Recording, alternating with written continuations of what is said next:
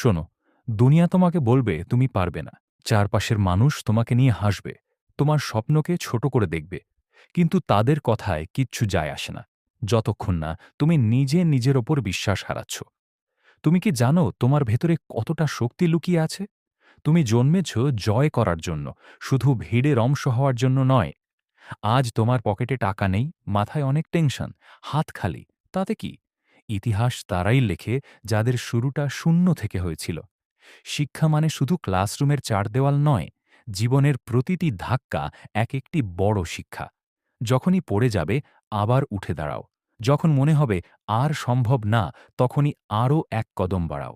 মনে রাখবে, ঘাম ঝরানো পরিশ্রমের কোনো বিকল্প নেই। যারা আজ তোমাকে দেখে হাসছে, কাল তারা যেন তোমাকে দেখার জন্য লাইন দেয়, সেই জেদ মনের মধ্যে পুষে রাখো।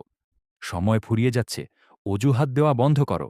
কাল করব, পরশু করব, এই শব্দগুলো অলসদের জন্য।